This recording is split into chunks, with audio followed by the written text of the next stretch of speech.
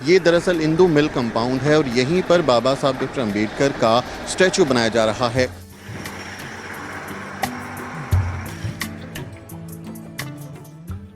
Construction का काम चल रहा है, जो क्रेन है वो अपना काम कर रही हैं, बड़ी बड़ी क्रेन लगाई गई हैं, कुछ कुछ स्ट्रक्चर बनाया जा चुका है।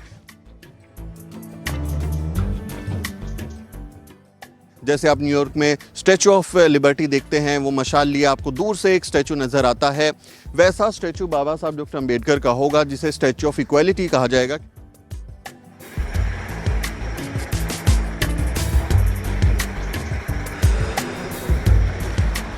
और बाबा साहब की चैत्य भूमि है, यहाँ उनकी समाधि है, तो बहुजन समाज के लिए तो ये सबसे बड़ा तीर्थ है। जय भीम। मैं इस वक्त मुंबई में चैत्य भूमि पर हूँ। मेरे पीछे आप चैत्य भूमि देख रहे हैं। बाबा साहब डॉक्टर अंबेडकर की विश्राम स्थली है ये, वहाँ पर उनकी समाधि बनाई गई है। समंदर किनारे दादर का इलाका है और यहीं पर बाबा साहब डॉक्टर अंबेडकर का देश का, दुनिया का सबसे बड़ा स्टैचू भी बनाया जा रहा है। वो भी मैं आपको दिखाऊंगा कि कहाँ तक उसका निर्माण पहुँचा है, अभी क्या उसमें टाइम बाकी है और कितनी मूर्ति बनकर तैयार हुई है। मेरी कोशिश होगी कि मैं आपको इस वीडियो में दिखा पाऊँ, लेकिन उससे पहले आप समझ लीजिए कि चैत्य भूमि जैसे ही यहाँ पर उसका कंपाउंड ख़त्म होता है और फिर ये बीच शुरू होता है समंदर का, क्योंकि इलाका है। तो चैत्य भूमि के पास से जब बाबा साहब की समाधि को देखने के बाद लोग नीचे उतरते हैं, तो यहीं समंदर किनारे आते हुए इस बीच से होते हुए आप जो हैं इंदू मिल नाम के कंपाउंड में पहुँचते हैं। जो इंदू मिल है, ये आप सामने जो गेट देख रहे हैं, जो ये अंदर कंस्ट्रक्शन आप देख रहे हैं, ये दरअसल इंदू मिल कंपाउंड है और यहीं पर बाबा साहब डॉक्टर अंबेडकर का स्टैचू बनाया जा रहा है।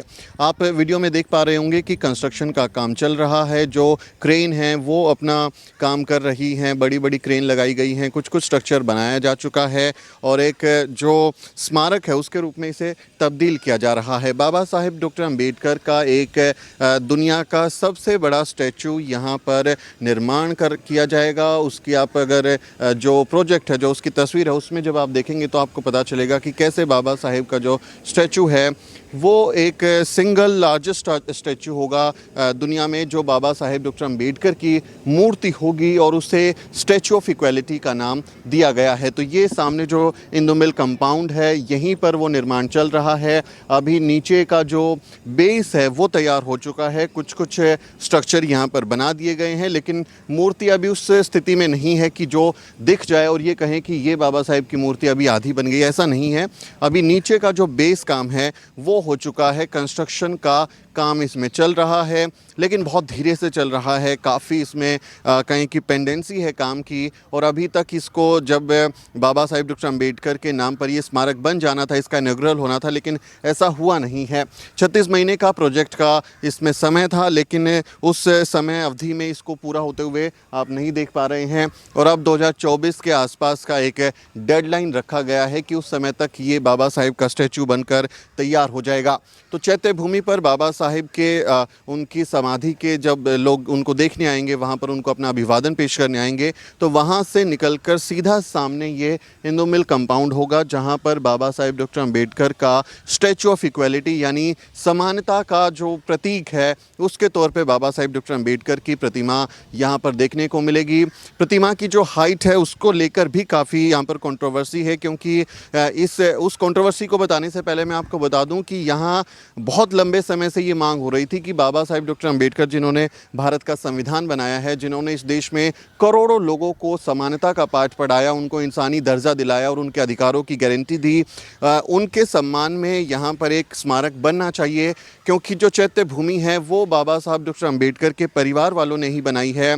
जो उनके बेटे थे यशवंत राव, जिन्हें भैया साहिब कहते थे, उन्होंने 1968 में बाबा साहेब की जो परिनिर्वाण है वो 1956 में होता है, लेकिन वो 1968 में निर्माण होता है और बहुत भव्य कोई एक स्ट्रक्चर नहीं है कि वो बहुत कुछ एक विशाल स्ट्रक्चर बन गया है।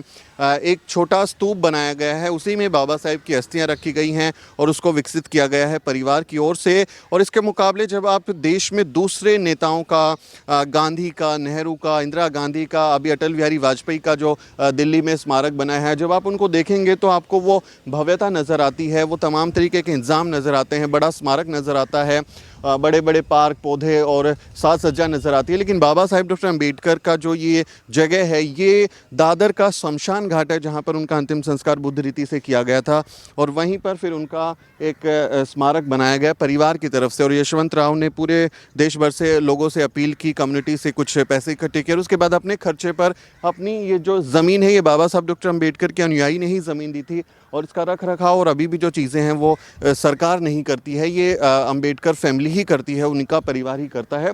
तो इसके मुकाबले में जब दूसरों का देखते हैं तो बहुत भव्यता आपको नज़र आती है। तो यही एक मांग थी परिवार की तरफ से और बाबा साहब डॉक्टर अम्बेडकर के अनुयायियों की तरफ से कि यहाँ पर बाबा साहेब की जो समाधि है उसके पास में भी तो कुछ ऐसा स्मारक बनना चाहिए कि जब देश दुनिया से लोग आएँ तो यहाँ देखें कि कैसे मानवता के सबसे बड़े महानायक बाबा साहब डॉक्टर अम्बेडकर की ये ज़मीन है, उनके समाधि के रूप में है। तो यहाँ पर जब लोग आएंगे उनका अभिवादन करने तो उनको एक बड़ी विराट चीज़ भी देखने को मिलनी चाहिए। इसी को लेकर ज़बरदस्त आंदोलन चल रहा था और मुंबई में ज़बरदस्त आंदोलन हुए हैं, चाहे साल 2008 का आंदोलन हो, 10 का हो, 11 का हो, यहाँ पर हमेशा आंदोलन इस बात को लेकर होता रहा था कि ये जो चैत्य भूमि है इसी के बगल में हमें एक जगह दी जाए जहाँ हम बाबा साहेब डॉक्टर अम्बेडकर का स्मारक बना सकें। बहुत बड़ी मांग थी। जो बाबा साहब के पोते हैं प्रकाश अम्बेडकर और आनंद राज, ये सब लोग जो है इसको लेके यहाँ पर आंदोलन कर रहे थे, आरपीआई भी आंदोलन कर रही थी और हमेशा इस मांग को दोहराया गया कि यहाँ पर बाबा साहेब का स्मारक बनाया जाए।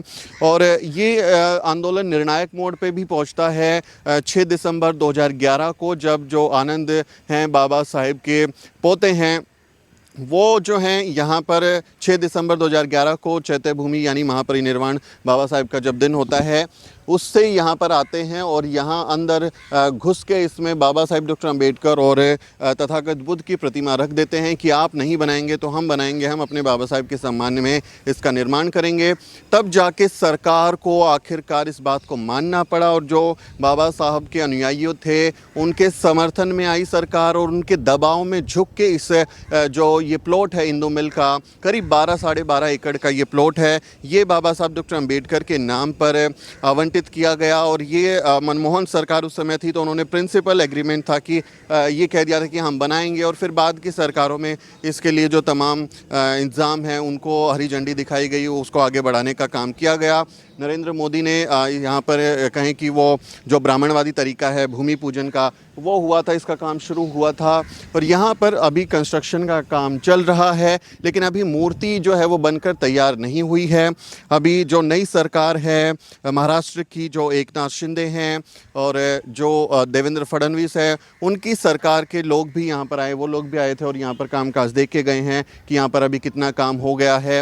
लेकिन बाहर से अभी हम अंदर शूट करने जा रहे थे तो वहाँ पर परमिशन नहीं है तो अंदर उस तरह से हम शूट नहीं कर पाए, लेकिन यहाँ से भी आप चीज़ें देख सकते हैं, कुछ तस्वीरें वीडियो हमारे पास हैं जिससे आप अंदाज़ा लगा सकते हैं कि ये स्मारक असल में होगा क्या।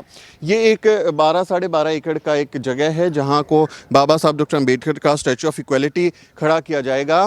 लेकिन जो उससे पहले का जो प्लान था, जो प्रोजेक्ट था, उसमें बाबा साहेब डॉक्टर अम्बेडकर के स्टैचू की जो हाइट है वो 350 मीटर हाइट रखी गई थी कि 350 मीटर का एक भव्य स्मारक बनेगा। यानी जैसे आप न्यूयॉर्क में स्टैचू ऑफ लिबर्टी देखते हैं, वो मशाल लिए आपको दूर से एक स्टैचू नज़र आता है, वैसा स्टैचू बाबा साहब डॉक्टर अम्बेडकर का होगा जिसे स्टैचू ऑफ इक्वलिटी कहा जाएगा, क्योंकि बाबा साहब का बुनियादी जो सबक है वो समानता का ही सबक है कि हम सब बराबर हैं। लेकिन जो अभी सरकार है, नरेंद्र मोदी सरकार है, महाराष्ट्र की सरकार है, उसने इस स्टैचू की जो हाइट है उसको 230 मीटर कर दिया है, वो कम कर दी है हाइट। तो इसको लेकर भी काफ़ी विवाद है। जो अम्बेडकर फैमिली है, जो बाबा साहब के अनुयायी हैं, वो इस बात को लेकर आपत्ति करते हैं कि उसकी हाइट को कम क्यों किया गया। वो 350 का ही जो डिज़ाइन तैयार किया गया था उसका ही निर्माण होना चाहिए, उसी तरह की प्रतिमा यहाँ पर बननी चाहिए, लेकिन सरकार ने उसका डिज़ाइन कम कर दिया है। अभी उसकी तरह की खबरें भी हैं। तो अम्बेडकरवादियों की तरफ से और अम्बेडकर की फैमिली, जो बाबा साहेब की यहाँ पर इमीडिएट ब्लड रिलेशन वाली फैमिली है, यशवंत संत जो उनके बेटे थे, उनके जो बच्चे हैं, वो सब इस चीज़ का विरोध करते हैं कि ऐसा नहीं होना चाहिए। विरोध की एक वजह और है कि यहाँ पर जो अभी खबरें हैं उसके मुताबिक जो एक प्रस्ताव है वो ये है कि बाबा साहब का जो स्मारक बनेगा इसमें एक ऐसा कॉरिडोर भी बनाएगा, यानी जॉगर्स पार्क वो बनाने की तैयारी में है सरकार की। लोग सुबह सुबह मॉर्निंग वॉक करने आए, दौड़ लगाएं, घूमे फिरे यहाँ पर। तो एक जो सैर सपाटे वाली जो जगह है, चौपाटी क्योंकि है, बीच है, तो उसको उस तरह से भी विकसित किया जा रहा है। लेकिन जो बाबा साहब में आस्था रखने वाले लोग हैं, उनके अनुयायी है, वो ये कह रहे हैं कि जो बाबा साहेब, भारत रत्न बाबा साहेब डॉक्टर अंबेडकर हैं, उनके स्मारक के साथ में भावनाएं भी जुड़ी हुई हैं लोगों की। तो इसको एक टूरिस्ट स्पॉट की तरह उस तरह से मत बनाइए कि जो है यहाँ पर लोग आएँ, बैठें और जो हैं उस तरह से चीज़ें करें। यहाँ इसको एक लोगों की भावनाओं से जोड़ के देखिए। और उनका जो प्रस्ताव था वो ये था कि यहाँ पर एक भव्य लाइब्रेरी बनाइए कि लोग यहाँ पर जब बाबा साहेब डॉक्टर अंबेडकर के पास आएँ तो वो लाइब्रेरी में पढ़ सके, क्योंकि बाबा साहेब का राजगृह ही दादर में जो घर है वहाँ 50,000 से ज़्यादा किताबें थी, तो शिक्षा पर भी उनका जोर था।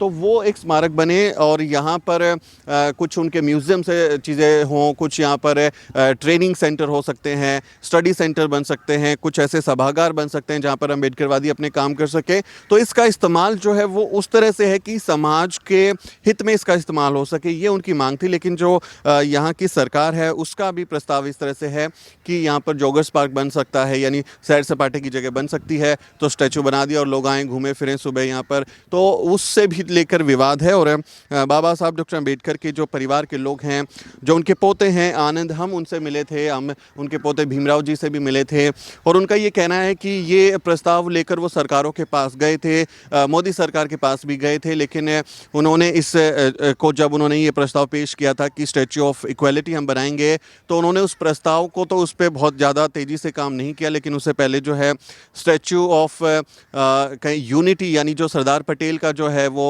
गुजरात में बना दिया, वो एक भव्य स्मारक बनाया गया। लेकिन बाबा साहब डॉक्टर अंबेडकर का स्मारक अभी तक बनकर तैयार नहीं हुआ है। 2 दशक होने को हैं इस आंदोलन को, जो बाबा 2 दशक तो ये हैं हाल फिलहाल के, लेकिन इससे पहले भी आंदोलन था ही कि बाबा साहब के स्मारक के तौर पर कुछ एक बेहतरीन चीज़ यहाँ पर विकसित क्यों नहीं की जा रही है। लेकिन अभी तक तो उस तरह से कोई काम यहाँ पर मतलब कहें कि बहुत तेज़ी उसमें नज़र नहीं आती है। काम चल रहा है, कॉन्ट्रैक्टर जो कंपनी को ठेका दिया गया है वो बना रही है, लेकिन अभी तक तो उसके मूर्ति के पैर भी नहीं बने हैं, कुछ उसका शरीर का हिस्सा बना नहीं है कि ये कहें कि हाँ इसमें काम चल रहा है।